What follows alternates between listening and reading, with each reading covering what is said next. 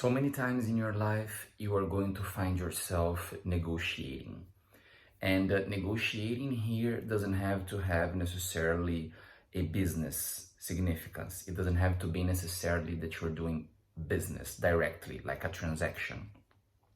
If you expand the concept of negotiation, in so many times you are negotiating. When you live with someone else and you have to choose who is going to do the dishes or not, when you have a relationship and you want to take a trip, but it's your boyfriend, girlfriend's birthday, or is your relationship's birthday, and you would still like to take this trip because it's good business for you or whatever. Or when you want to, I don't know, organize something and you need people's help, well, you are also negotiating to get their help.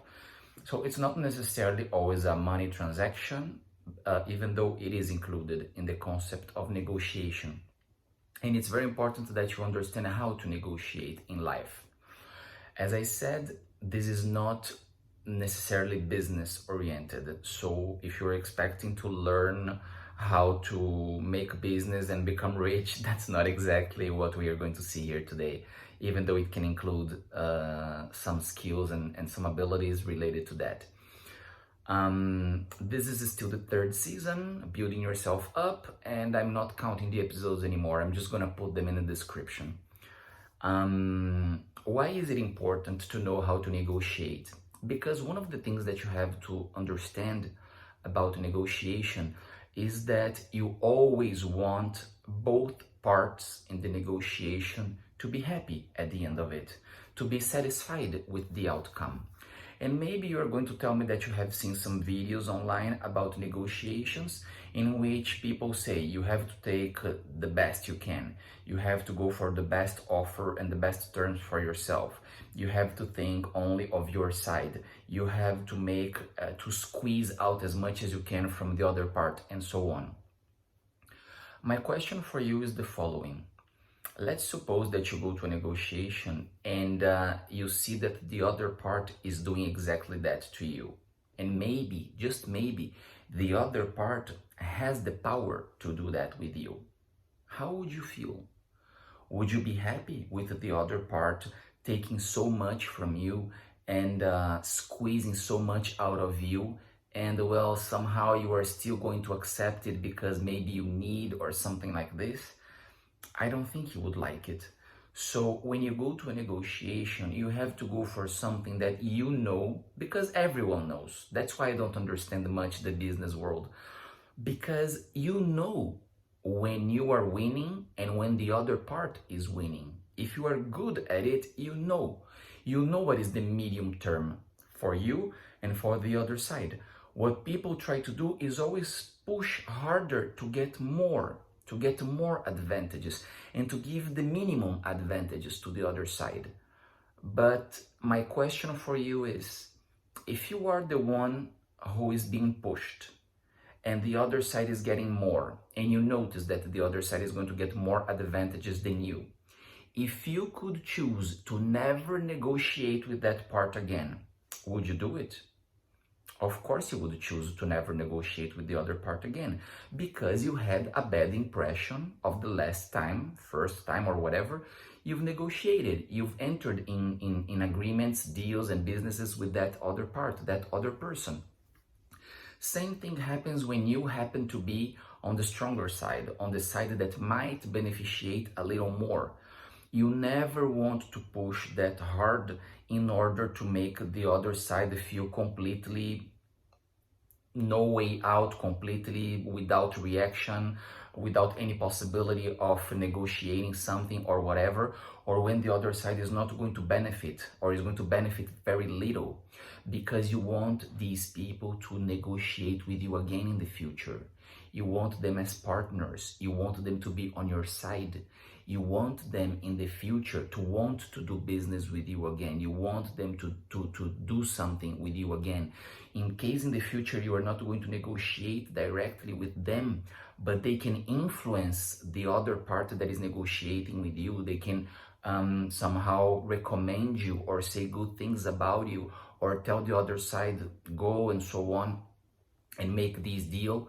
They are not going to do it if they had bad impressions from the last time you met them, if they have bad impressions from the last time you had a negotiation. So you also have to think in future terms, in how you want your image to be perceived by the people of your environment, the people that are going to deal with you.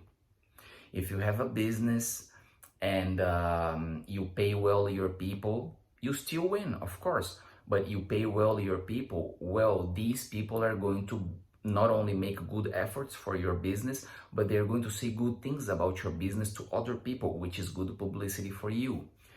If you make a negotiation with someone and the other part is satisfied with the end of the negotiation and you are satisfied with the end of the negotiation, the next time you meet, the other part is going to be willing to say yes to you, is going to be willing to confirm to you. So why would you push harder and harder just to get a bit more, and a bit more?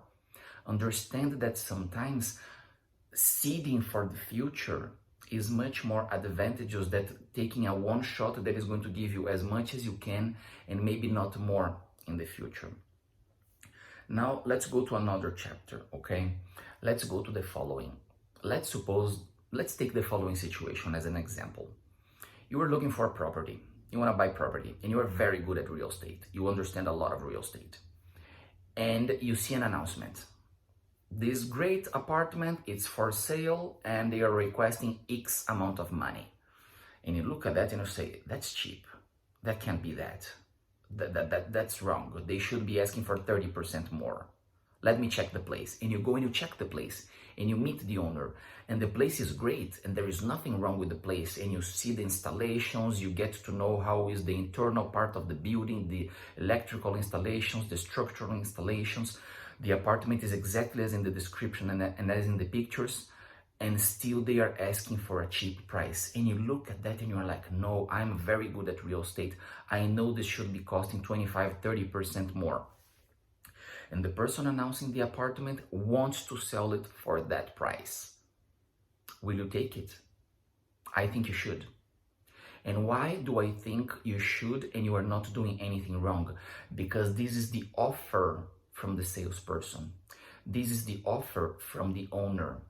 The owner is not requesting a value and you are negotiating and asking less and less and less and less and squeezing every discount you can from them until you get to the lowest price possible. That is not happening. That is their offer. They maybe don't understand much about real estate. Maybe they didn't do a research. Maybe they don't know how much more they could be asking for this property, and they would still sell it because the price would still be average, would still be within the scope of what everyone else requests for such properties. Then they failed in their research, then they failed in finding out what would be the best outcome of the business, of the negotiation for themselves. But they are offering you for that price. They announced for that price. In that case, you don't need to tell them and be a good soul. Oh, you know that this property is worth 25-30% more. I think you should charge me more and therefore I'm willing to pay you more because I think it's fair. No, in that case, you are winning, so to say. You are leaving the negotiation in a position in which you gain more, abstractly thinking.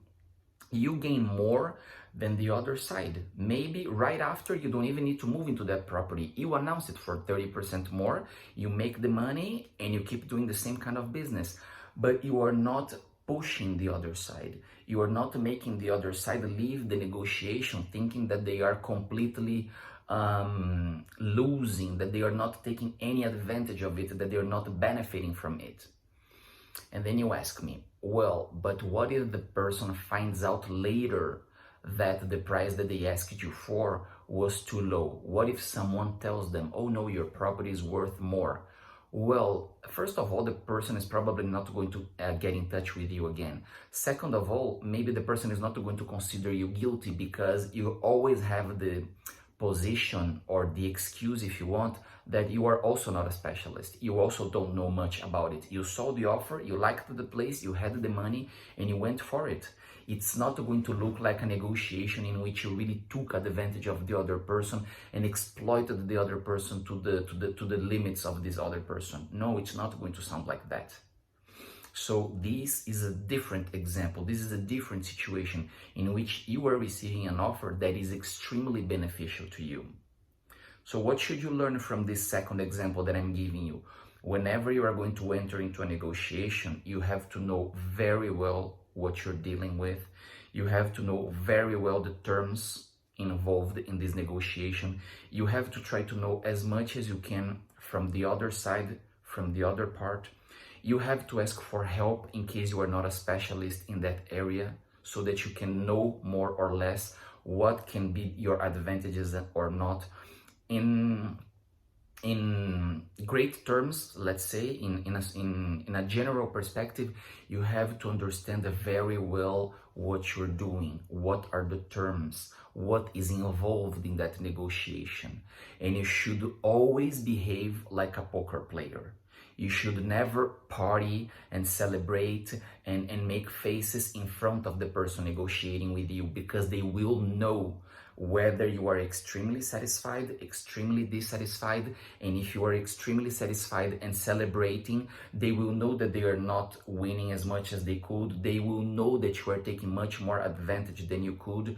So you also have to keep this poker face when you are negotiating. You also have to keep this neutral posture, being professional, being polite to people, but never celebrating in anticipation.